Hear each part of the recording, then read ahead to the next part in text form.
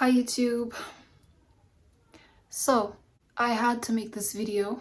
I feel like I've been wronged. I think it's good to talk about it. I'm so glad that I have my channel, my small platform where I can voice these things, and I don't think it's even about justice. It's mostly about just being in a country that's not your own. I didn't even know how I was going to describe this because I thought maybe I'm the only one until recently I saw a TikTok on my For You page where the same thing was happening to this American guy. Yeah, we don't accept this. You don't accept what? You're a tourist or you have come to settle? To settle? No.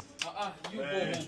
You go home. I have no idea what's going on. I might get sent back home. I don't know. In order to get my visa, I have to bribe him.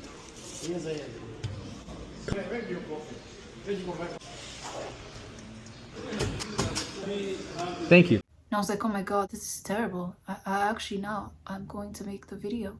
I was traveling. I'm not going to say which country this is because I'm not here to badmouth the country or like attack the country. So I was traveling from country A to my country where I am now. So from A to here, there's another country in between where you have to go through. And I decided to take the bus, which is normal. I board the bus. We reach the border as we're exiting country A into the next country that connects it to my country. I ask the conductor, like, hey, I have an extension. This is okay, right? Like, I'm not gonna have any issues. And he's like, yeah, you shouldn't have any issues. You shouldn't. But, you know, because they like money. I was like, huh? And he was like, just line up. It's gonna be fine. I line up and I reach the front. I hand over my passport. They refuse to stamp my passport. They refuse to stamp my passport. Mind you, my documents are valid. I have an extension. The extension has not expired. And this is not about my documents maybe being the wrong documents. This is not about anything of the sort. The reason I say I 100% know my documents were valid was because I had traveled within country A and I had traveled via train. So I went through the train station. And so when they see that you're a foreigner, they also check your immigration status. Like, you're traveling within the country, but are you actually even in the country legally? They check that. So the officials at the stations, they checked my stamp in my passport. I even showed them someone's making fries. I showed them the soft copy of my document and they said, yes, this is valid, you can pass. So why was he having a problem with that? Why was he denying me a service that I was entitled to? I'm not even trying to enter your country. I'm leaving your country and my documents are valid. I am in the country legally. I ended up paying. I had to pay because that was the only way for my passport to get stamped and for me to exit and for me to get stamped at the next office, which was entry into that middle country. It was insane.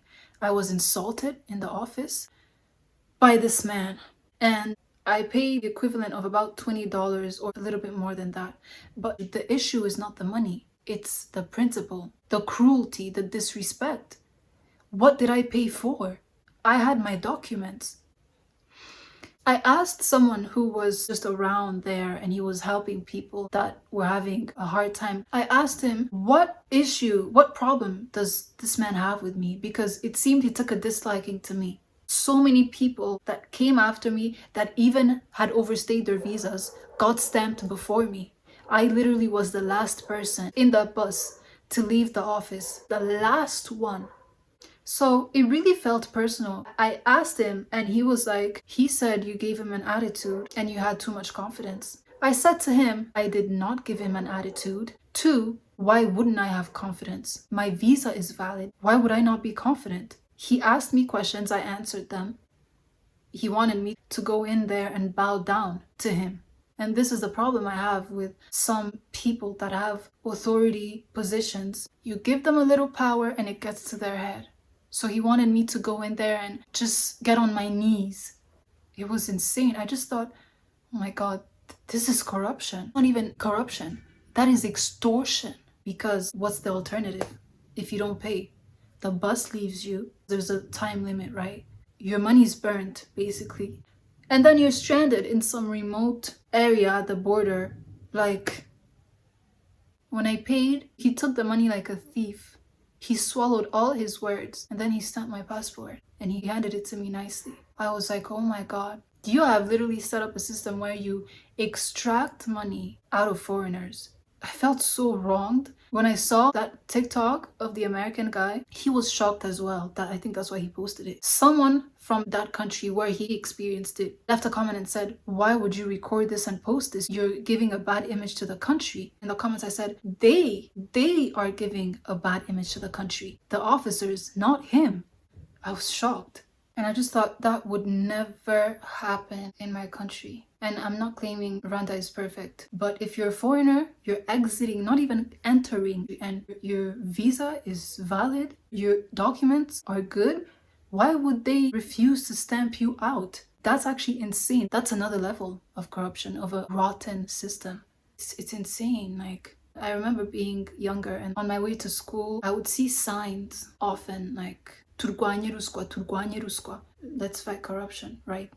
And I just wonder, is it that deep? Like, why is it that serious? I used to think corruption was like some political issue that's just far, that doesn't concern me. Until something like that happens, that is so unfair and just retarded. Like, honestly, long live Rwanda, man. I love my country. I can't believe I ever took this country for granted. PK, His Excellency, may he live 1,000 years. It's such a blessing to be a citizen and to have a home, things like this that accumulate when you're abroad and you just keep remembering, like, I'm a foreigner, this is not my home.